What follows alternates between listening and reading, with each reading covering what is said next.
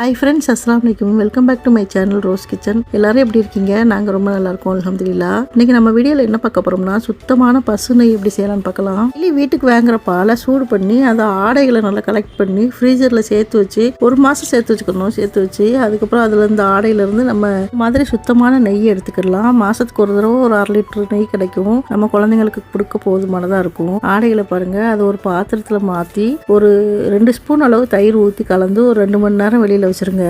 Daily 1 litre பால் வாங்குவேன். நல்லா திக்கான பாலா இருந்துச்சுன்னா நிறைய ஆடைகள் கிடைக்கும். பாக்கெட் பால்ல இந்த அளவுக்கு ஆடை சேருமா, நெய் எடுக்கலாமான்னு எனக்கு தெரியல. பாக்கெட் பாலை விட நம்ம குழந்தைங்களுக்கு பசும்பால் தான் ரொம்ப ஆரோக்கியமானது, உடம்புக்கு ரொம்ப நல்லது. அது மூலமா நம்ம கையால பிள்ளைங்களுக்கு செஞ்சு கொடுக்கும்போது நம்மளுக்கு அது ஒரு பெரிய சந்தோஷமா இருக்கும். மாசத்துல ஒரு நாள் 1 மணி நேரம் ஸ்பெண்ட் பண்ணி இதை மாதிரி செஞ்சு வச்சிட்டோம்னா நம்ம வெளியில வாங்க வேண்டிய அவசியமே இல்லை. உங்களுக்கும் பசும்பால் கிடைச்சிச்சுன்னா இதை மாதிரி வாங்கி செஞ்சு பாருங்க. நீங்க யாரெல்லாம் இதை மாதிரி ஆடையை சேர்த்து நெய் எடுப்பீங்கன்னு எனக்கு கமெண்ட் பண்ணுங்க. அப்புறம் தயிர் உர ஊற்றி வச்சிருந்தோம்னா 2 மணி நேரம் அந்த ஆடையில் ஒரு செம்பு தண்ணியை ஊற்றி நான் பிளெண்டர் வச்சு எடுக்கிறேன். நீங்கள் மிக்சியில் வேணாலும் சேர்த்துக்கலாம்.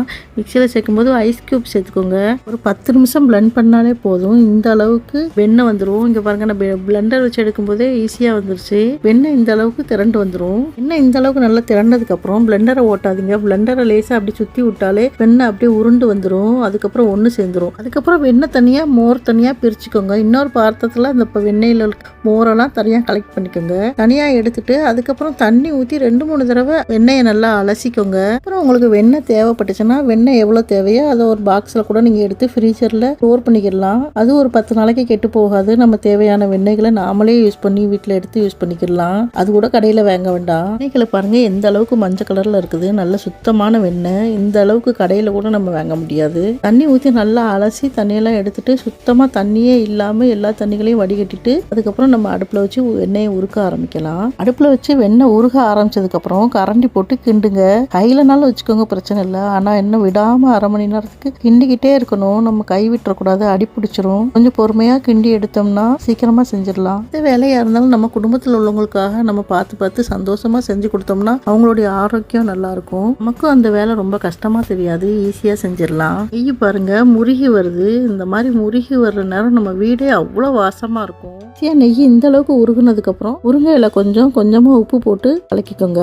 அவ்வளோதான். அடுப்பை ஆஃப் பண்ணி இந்த கலரில் வரணும், தங்க கலரில் வரணும். இந்த அளவுக்கு வந்ததுக்கப்புறம் அடுப்பை ஆஃப் பண்ணிடுங்க. கரிஞ்சிடக்கூடாது. ஆஃப் பண்ணி ஒரு 2 மணி நேரம் லேசாக திறந்தாப்புல மூடி வச்சிருங்க. வேத்துரும். நல்லா ஆறுனதுக்கப்புறம் வடிகட்டி ஒரு பாட்டிலில் சேருங்க. நெய் பாருங்க எந்த கலரில் இருக்குன்னு. சுத்தமான நெய். இந்த மாதிரி நெய் நம்ம வீட்டில் செஞ்சு கொடுக்கும்போது நம்மளுக்கு அவ்வளோ சந்தோஷமாகவும் திருப்தியாகவும் இருக்கும். பாத்திரத்தை பாருங்க, கொஞ்சம் கூட அடி பிடிக்கல.